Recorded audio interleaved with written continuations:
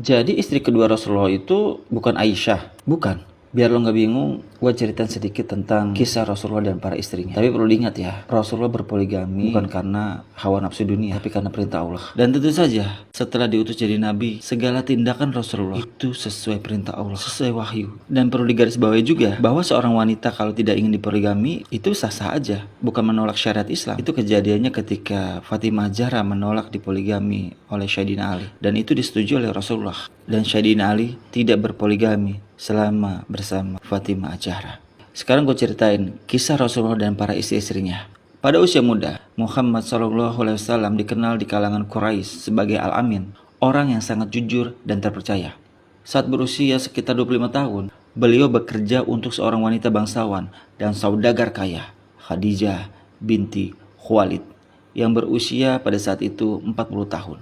Khadijah memperhatikan kejujuran Muhammad SAW dalam berdagang dan kehalusan akhlaknya.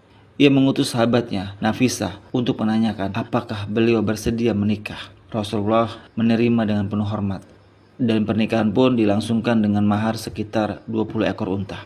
Kehidupan rumah tangga Rasulullah dan Khadijah penuh dengan cinta. Khadijah menjadi pendukung terbesar Nabi Muhammad SAW, baik secara moral maupun finansial, terutama saat wahyu pertama turun di Gua Hira. Ketika seluruh Mekah menolak keras dakwah beliau, Khadijah lah yang menenangkan dan menguatkannya. Dari pernikahan ini lahir 6 anak: Qasim, Zainab, Ruqayyah, Ummu Kulsum, Fatimah, dan Abdullah. Selama 25 tahun, Rasulullah SAW tidak pernah menikah dengan wanita lain. Khadijah wafat pada tahun ke-10 kenabian dalam peristiwa yang kemudian dikenal sebagai tahun kesedihan. Setelah wafatnya Khadijah, Rasulullah SAW hidup dalam kesepian. Beliau memiliki tanggung jawab besar terhadap dakwah Islam dan juga mengasuh putri-putrinya. Seorang sahabat wanita bernama Khawlah binti Hakim mengusulkan agar Nabi menikah lagi. Salah satu calon yang disebutkannya adalah Saudah binti Jam'ah. Rasulullah menerima usulan itu dan menikah dengan Saudah. Saat itu Rasulullah berusia sekitar 50 tahun, sementara Saudah sekitar 55 tahun. Saudah adalah wanita yang sabar, humoris, dan berjiwa pengasih. Ia mengurus rumah tangga Rasulullah dan menjadi pendamping setia di masa-masa sulit menjelang hijrah ke Madinah. Dari Mekah Rasulullah hijrah ke Madinah. Beberapa tahun kemudian Rasulullah juga menikah dengan Aisyah, putri sahabatnya Abu Bakar As-Siddiq.